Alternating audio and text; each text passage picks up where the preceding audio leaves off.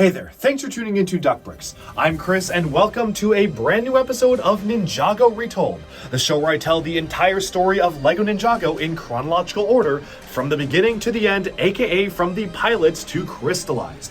We first kick things off with the prologue, which I would highly recommend you watch first, linked in the description below. And last time we finished up Season 11, Secrets of the Forbidden Spinjitzu, with Episode 15 focusing on the Ice chapter.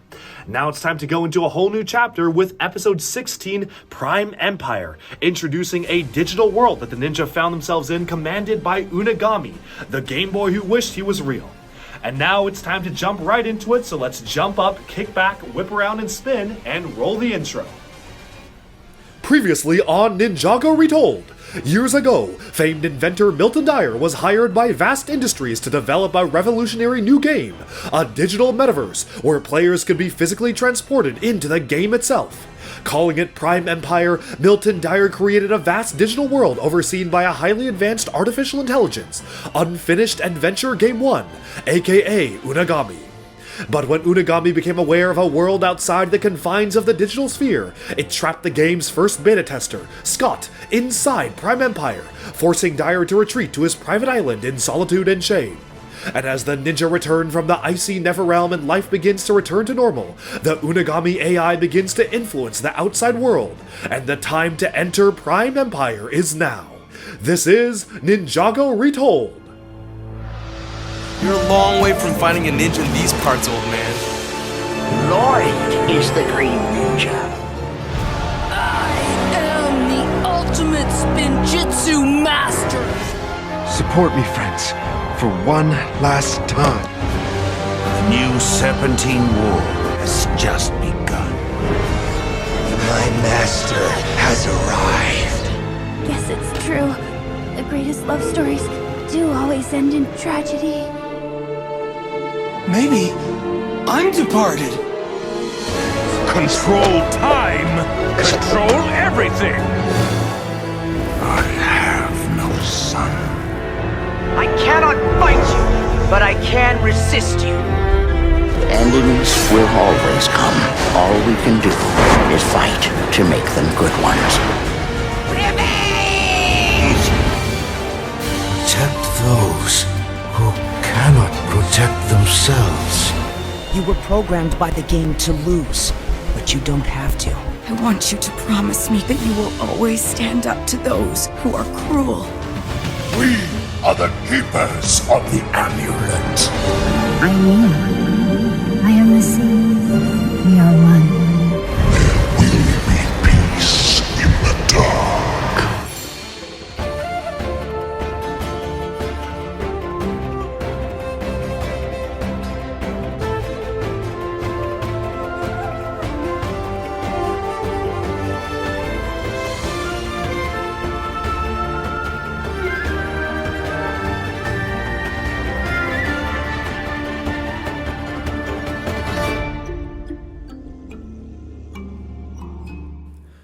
Episode 16, Prime Empire. Chapter 1, Welcome to Level 13. At long last, the ninja were home. With the trials and exploits of the Neverrealm behind them, they slowly began to return to everyday life. Zane bearing the trauma of his 60 years as the Ice Emperor deep within his subconscious, while the rest of the ninja enjoyed the comforts of home. As Jay played more and more of his favorite dancing game at the local arcade, he was able to bond with Nia at dance classes, the pair leaving to dance together on a regular basis both in class and at the arcade. But unbeknownst to the ninja, new threats were lurking in the city, and their old foe, the Mechanic, had just been contacted by a mysterious voice, promising him access to blueprints, technology, and most importantly, the ability to feel once more with his prosthetic arm, in exchange for the Mechanic doing some favors for the voice. And so, as the villain robbed banks around the city in his newly upgraded noodle truck of crime, the ninja rushed to stop him, finding that he had grown much more powerful in the past months.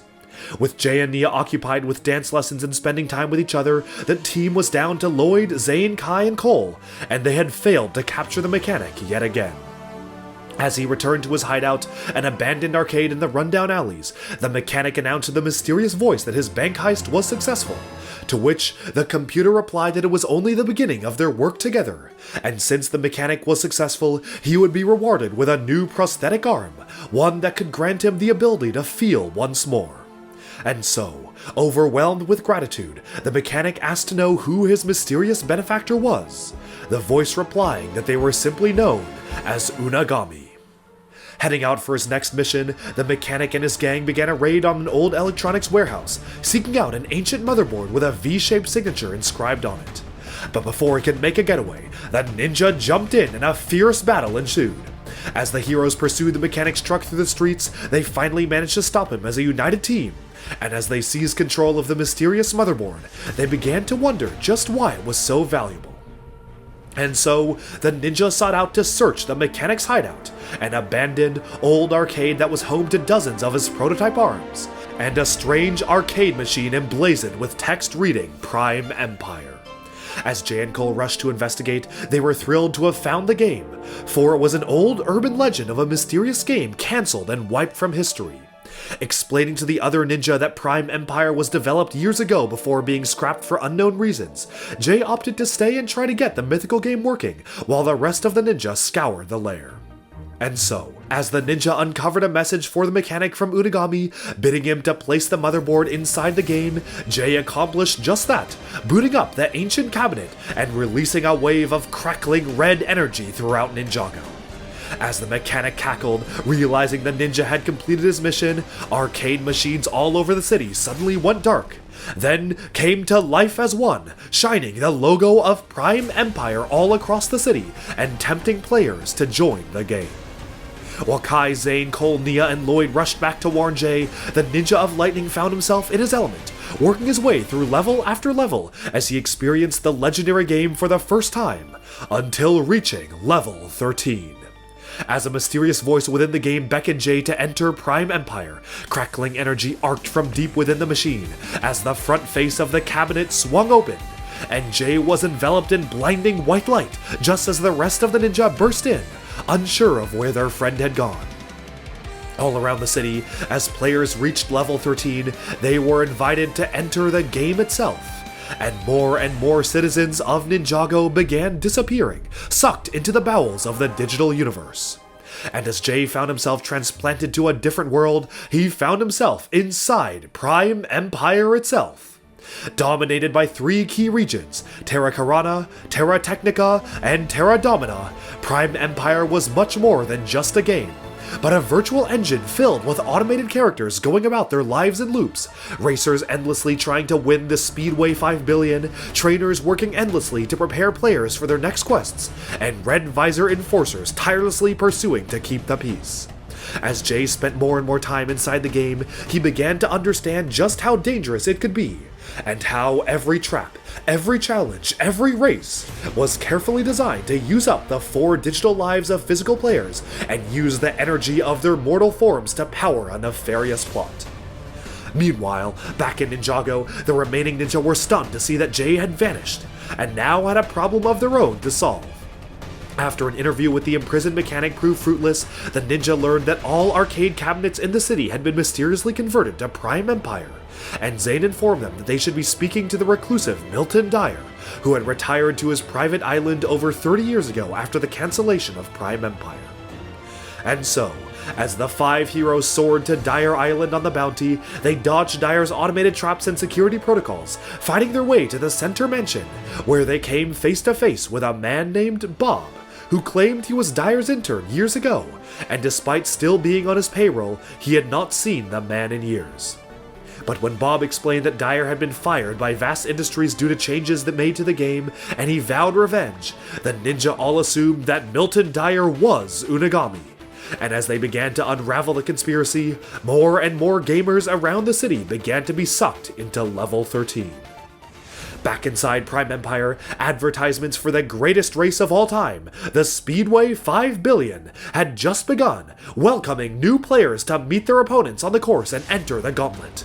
On every screen in Terra Technica, a variety of colorful foes explained their desire to claim the prize, an exclusive Kitana, ranging from the rat-like Richie to the dedicated Racer 7, who stated her desire to prove herself that she was good enough to be on the track.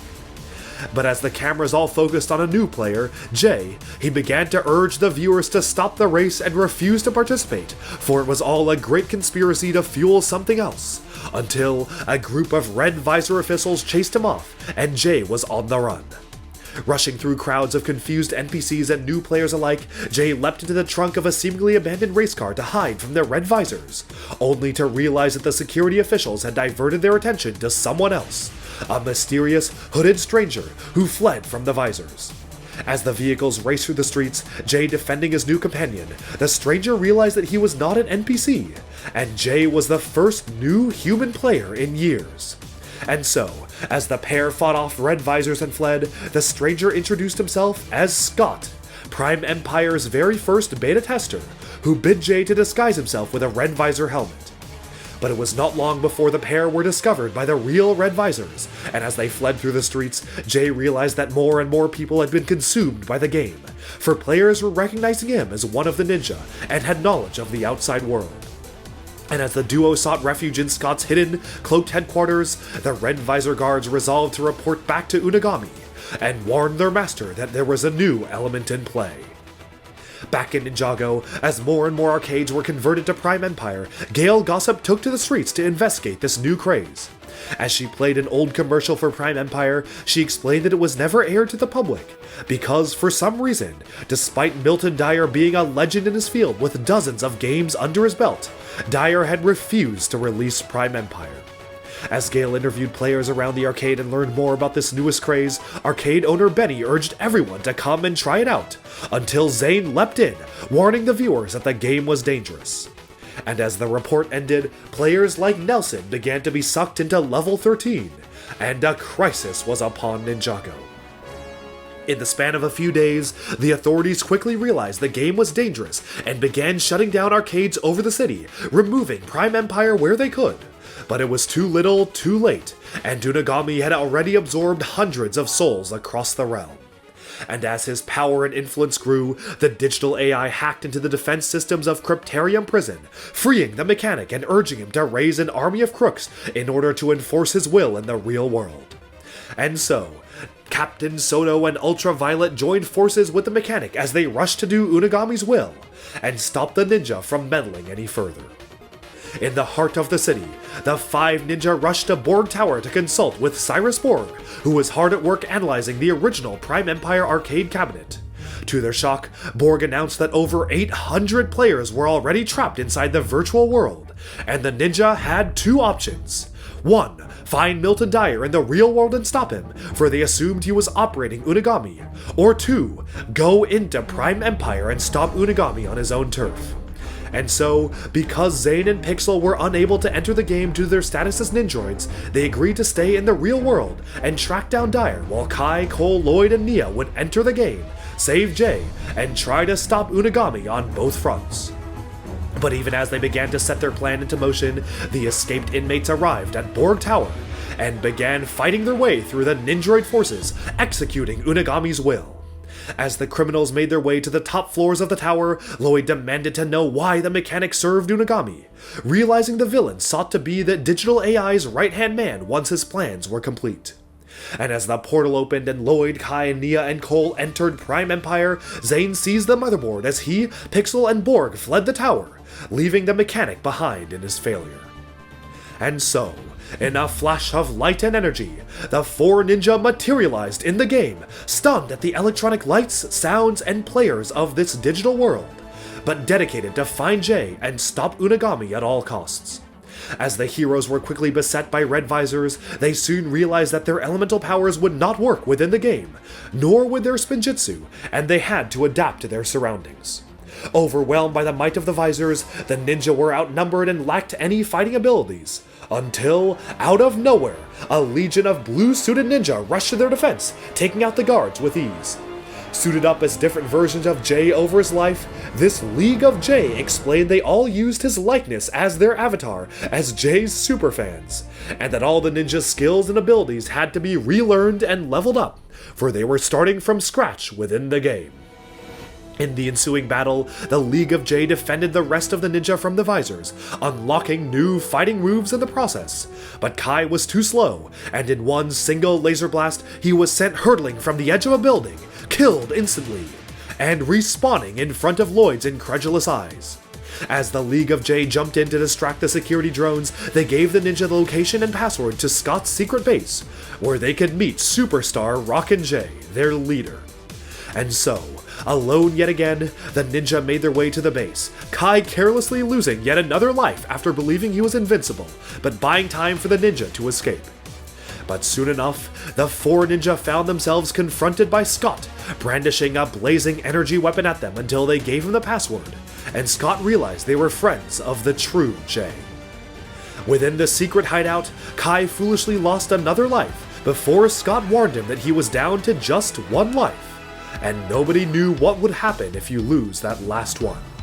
Explaining that he was on the run from the Red Visors, who wanted to force him to race in the speedway, Scott brought the ninja deep into a secret party within his base, and, emerging before their eyes while playing the guitar, Jay rose onto the stage, surrounded by smoke, as he reunited with his friends in a new digital skin, proclaiming that he was the real Jay, Superstar Rockin' J, and so much had happened since he entered the game. Chapter 2: Okino's Journey. As the ninja reunited with Jay and he taught them the ropes of the game, encouraging them to level up, gain new armor and weapons, and learn new moves, a lone AI samurai in the forests of Terracarana had finally had the chance to fulfill his mission, to train players to beat the onslaught of enemies within the sector and claim both the purple Kitana and the mighty red dragon power-up. As Okino trained endlessly in his program loop, a new player arrived in the area armed with only one sword, and Okino explained that he must pass the 3 deadly challenges: the Forest of Discontent, the Cliffs of Hysteria, and the Maze of the Red Dragon. Foolishly rushing in, the new player lost life after life, ignoring Okino's pleas to listen and react, eventually losing his last life and breaking down into a glowing cube of energy, sucked away by a mysterious Unagami drone. Planting the player's sword in the ground and promising not to fail another hero, Okino endlessly trained over and over, until another player entered the forest. But despite her excitement, she too lost all her lives, and Okino had failed again. Time after time, cycle after cycle, Okino watched players die before his eyes, and he began to lose hope. Encountering a successful samurai who had aided his player to victory, Okino learned that their key to victory was a positive mindset, and with a newfound hope, he trained harder and harder, guiding his next player through the forest, up the soaring cliffs, and, just as they were about to approach the maze, she was killed right before starting the 3rd challenge, and Okino lost all hope. Vowing to never again lead a master to their doom, he set down his sword until the ninja, now equipped with new digital armor, weapons, and tools, arrived in Terracarana and stated that it would be their honor to have Okino as their guide. As the ninja introduced themselves to the samurai, Okino swore to help them get through the trials, and warned them of the thorns of discontent blasting outwards from the trees and bushes. As Kai lingered behind, terrified that he was down to one life, the rest of the ninja fought on, Cole losing one of his lives after being struck in the back, and Okino warning the heroes that the very terrain and ground of the forest sought to harm them. As Nia lost a life due to swamp teeth traps, and the ninja were beset by gangs of whack rats who revealed that Unagami had sent them to get rid of the ninja, Lloyd began to comment on Unagami preventing them from winning the game, comments that confused Okino, for to him, this game was reality, and he knew no other life outside of the digital world. As the ninja tried to explain to Okino that this was all a simulation, he rebuffed their claims, and they realized he was programmed to not understand the reality of his existence. Fighting off the whack rats, the ninja tied up Richie, who told them of a glitch where they could bypass the forest, and promised to lead the ninja there. But so, as the heroes and Okino made their way to a strange, empty void, they found themselves ambushed by a gang of red visors, Okino still stunned at the realization that the world he called home was not real. As they fought off the security forces and fled through a portal, Lloyd pulled Okino through after them, and the group escaped to the base of the Cliffs of Hysteria. But as it began to enter the next challenge, Okino collapsed on the ground, suffering from an existential crisis, for he was just a pawn in the game, programmed to follow a predetermined path.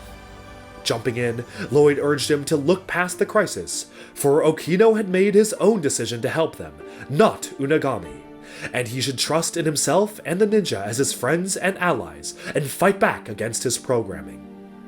And so, the party traveled onwards, Okino still depressed over the shocking realization that his world was fake, but determined to continue to aid his allies and push through.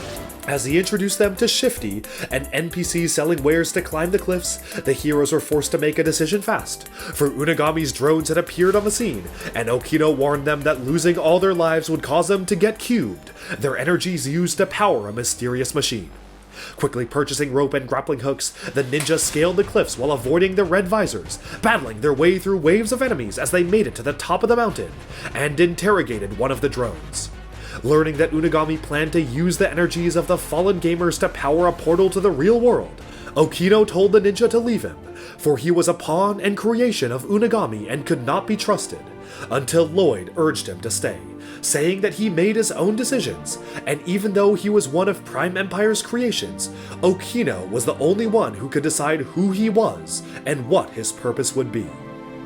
And as the group approached the formidable maze of the Red Dragon, Okino was about to guide the heroes in when the world around him froze, and an eerie red light encompassed the land. As a hologram of Unagami in physical form appeared before him, Okino was terrified at the sight of the formidable, bearded ruler, who tempted him, stating that if he led the ninja to their deaths, he would allow Okino to travel to the real world and finally break free of his programming. But the samurai stood firm, refusing to aid Unagami, who in turn transformed into a mighty Empire Dragon, threatening Okino and swearing that they would meet again very soon. And as the game unfroze and the ninja traveled onwards, Okino was aware that Unagami's eyes were on them, and the maze had just gotten much more dangerous. As they dodged traps and fought their way through the depths of the maze, the ninja came upon the purple Kitana, the first of 3 powerful blades needed to gain access to Unagami's inner sanctum. As the powerful Red Dragon Guardian awoke and began to terrorize the ninja, Okino prepared to tell them of the dragon's weakness, only for Unagami to freeze time yet again, reminding Okino of his promise.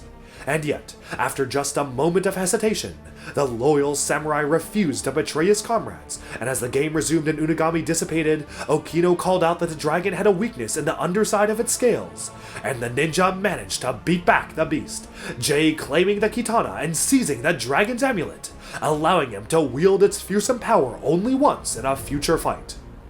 Seeing that Okino had fought back against his programming and sided with the ninja, Unagami was furious, pausing the game yet again and swearing to Okino that he would never be allowed through the gate to the real world. But as the ninjas thanked their new friend for their help and continued on their journey, Okino resolved to find a new path of his own, placing his sword with the blades of his fallen masters and declaring himself the Ronin of Terra Karana, a samurai no more with no master on his own path. Chapter 3 Breaking Programming. As the ninja progressed through Prime Empire and conquered Terra Karana, Zane, Pixel, and Wu were hard at work in the real world, trying to uncover the mystery of the lost game. After investigating a lead at Milton Dyer's childhood home, they learned that even his own mother had no idea of his whereabouts, but perhaps a childhood friend may have a lead. As they ventured out to track down his old contacts and solve the mystery of Prime Empire, the rest of the team were facing their own challenges inside the game itself. After having claimed the purple Kitana in Terra Tirana, the ninja's next task was to gain the second key in the Great Speedway 5 Billion, massive, deadly race stretching across all of Terra Technica. Realizing they had to purchase their way into the race, and Kai had spent most of his credits on a new avatar, the ninja were forced to figure out another way to gain funds, narrowly dodging a scouting party of red visors who were now on high alert for the ninja. Desperate for more credits and seeking out any activities to play to their strengths, Jay and Nia signed up for a 500 credit dance competition with their dance class experience under their belt. Despite the trepidation from their teammates, who were unaware that they had been taking lessons in the real world, Jay and Nia stepped up to dazzle the crowd, forcing their opponents to resort to cheating to try and win. As they drew more and more attention, the red visors zeroed in on their position, and as Kai, Cole, and Lloyd performed dances of their own to defeat their foes, Cole even performing his trademark triple tiger sachet, Jay and Nia danced harder than ever before, winning the competition and successfully entering their team in the Speedway 5 Billion. But as the ninja retreated to Scott's lair to equip new vehicles and get ready for the race, the red visors were on high alert, Unagami ordering them to hunt down and eliminate the first beta tester, Scott, once and for all. At his garage, as Scott equipped the ninja with their vehicles and they began working on repairs, Lloyd ventured out to get a feel for the course, watching as an NPC, Racer 7, tried harder and harder in an endless loop, but always crashed at the same spot, the 4th mile marker. As she threw her helmet to the ground in frustration, a group of red visors spotted Lloyd, and he seized her helmet, blocking their blast with it as he made his escape. Back at Scott's garage, as Lloyd made his return, Scott explained that Racer 7 was merely an NPC, programmed to always fail at the exact same spot. Determined to break her programming as he did Okino, Lloyd sought her out, returning her helmet and sharing a meal as he broke the hard truth to her, that her world was not real, and everything she had come to know was all a simulation. But the stubborn Racer 7 refused to heed his words, threatening to even call the red visors as she stormed off. But deep down, the seeds of doubt were planted, and as she resumed the race, she failed at the same spot over and over again, and as she slowly began to accept the truth of Lloyd's statements about her world, she arrived at Scott's garage, open to joining the team. As Racer 7 met Scott and he demanded to know if she was followed, the group was ambushed by the red visors, who had indeed tracked her to the secret location of the garage. As a fight broke out, the ninja explained to Racer 7 why gaining the Kitana was so important to stopping the tyranny of Unagami, and despite her belief that she was created to lose, Lloyd insisted that she could revolt against her programming, and take a true stand against the game itself. And as the heroes were overrun by red visors, Scott made a final stand, stating that he had been hiding for 30 years, and what other way to use his last life than for a good cause. Buying them time as he single-handedly fended off the overwhelming army, Scott said one last farewell to the ninja as they raced away to the speedway, promising to defeat Unagami and beat the game to avenge him. And as Scott was cubed and lost his last life, the race was about to begin, and the red visors, whack rats, and the ninja, and so many other teams were up for the fight of their lives. Blasting off from the start line, the wacky vehicles rocketed through the course, more and more racers getting eliminated as the ninja pressed on, Kai gaining a loot box to convert his jet into a mech as he used its power to eliminate the opponents, even Cole seizing a car from the whack rats and repurposing it for his own use. But as Cole and Kai became surrounded by red visors and things seemed grim, they decided to sacrifice themselves to push Jay, Nia, and Lloyd ahead and take out their opponents. And, in a dazzling spectacle of fire and light, they intertwined their vehicles and smashed into the opponents, losing all their lives in the process, but gaining a major advantage for the rest of the team. With only Racer 7, Lloyd, Nia, and Jay left, the team was about to approach the 4th mile marker, Lloyd urging Racer 7 to beat her programming and make it past the mark, defending her as she made it past the spot of her failures for the first time, and pushed their team to victory. As Racer 7 crossed the finish line and won the race, she bestowed her new yellow Kitana to the ninja, bidding them to carry on the fight without her, and finally confront Unagami once and for all. And with Cole and Kai turned into glowing energy cubes, the remaining 3 ninja had no other choice but to access Terra Domina, the final stage. Entering Unagami's Temple of Madness, they found themselves in a gigantic platformer game, with the goal to reach the end of the level alive. Realizing that every time one of them lost a life, all of them had to restart the entire level, the trio worked in unison to make it through the course, unlocking air jitsu power-ups to soar to the top, losing all but one of their lives in the process.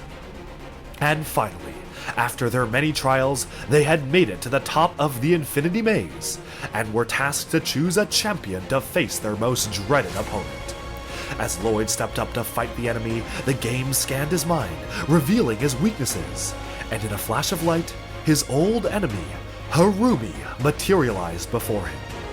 Believing her to be dead after the events of Emperor Garmadon's takeover of Ninjago, Lloyd was taken aback by her presence, and even as the fake Harumi played on his insecurities and weaknesses, manipulating him into letting his guard down, the fight had begun, and Lloyd's most intense battle within the game had begun.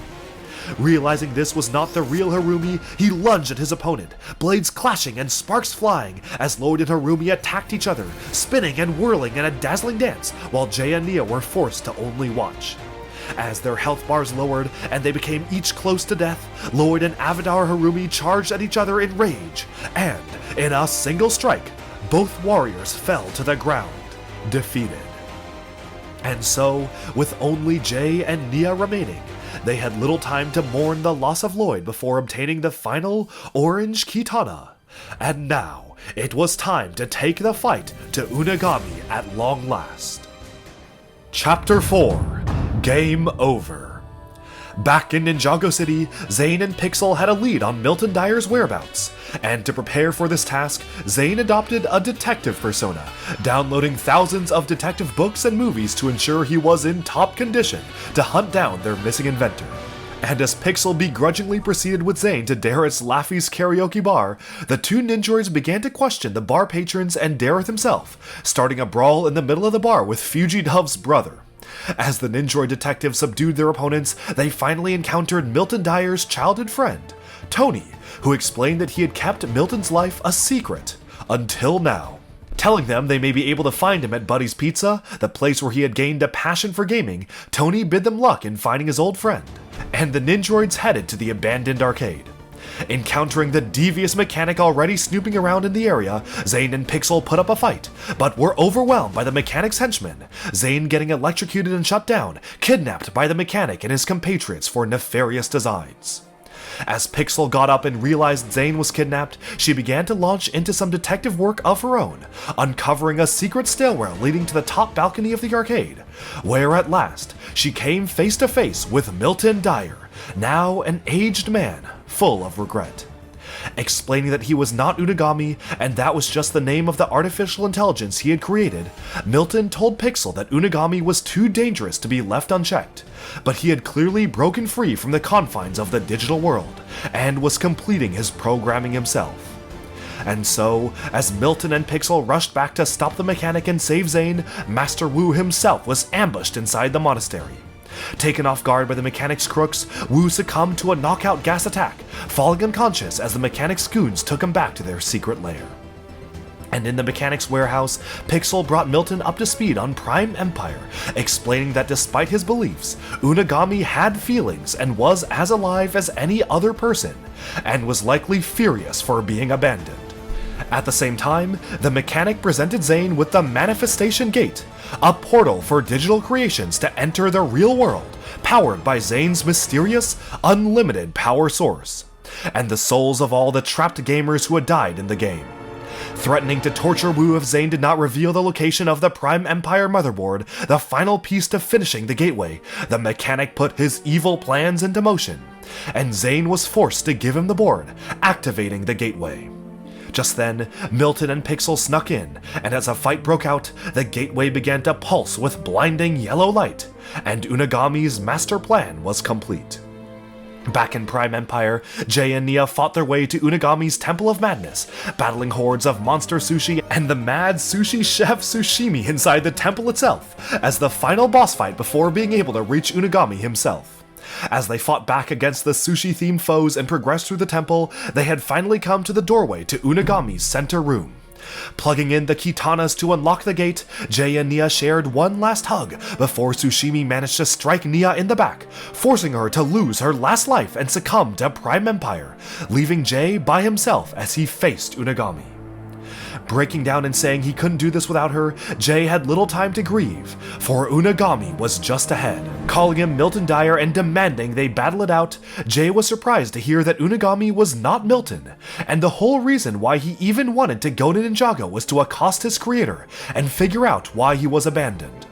As the two began an epic clash, Jay found himself overwhelmed by Unagami's Empire Dragon form and the red visors, until he remembered he had collected the dragon power-up in Terra Tirana, and in a burst of blue light, he unlocked the dragon and soared through the Manifestation Gateway, taking the fight with Unagami to Ninjago. In the real world, lightning crackled across the sky as legions of video game foes spawned in Ninjago, terrorizing the civilians.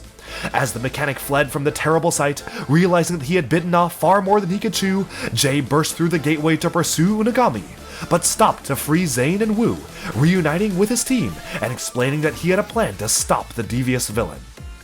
Telling Wu that he truly believed Unagami could have a change of heart if he understood the root cause of his anger, Jay promised to buy them time to get to Borg Tower, where he would lead Unagami to finally reunite with his creator and sort out their issues. And so, in the skies above the city, an epic dragon battle broke out, Jay's lightning dragon facing off against Unagami's Empire dragon form as the two battled it out, the streets filled with chaos down below as the few noble NPCs, like Okino and Racer 7, fought to defend the citizens of Ninjago. As Jay and Unagami continued their fight, Zane, Pixel, Wu, and Dyer raced through Ninjago City to Borg Tower, fighting waves of opponents as they reached the tower and began their ride up. But as the fight began its climax, Jay's dragon was damaged and he could hold off Unagami no more. And as he glided to the tower, he hoped that he had bought his friends enough time to get Dyer in position to calm his creator down. Now without his dragon and completely defenseless, Jay told Unagami that he could relate to being abandoned by his creator, for he himself was put up for adoption as an infant for unknown reasons, and never knew his biological parents. As Unagami's ruler facade began to crumble, and the innocent child beneath began to show his face, Dyer rushed out to take the conversation from there, thanking Jay for all he had done. And so, as Dyer knelt before Unagami, he explained that he was created to instill joy, not fear, and it was entirely his fault for not understanding the full breadth of what he had created.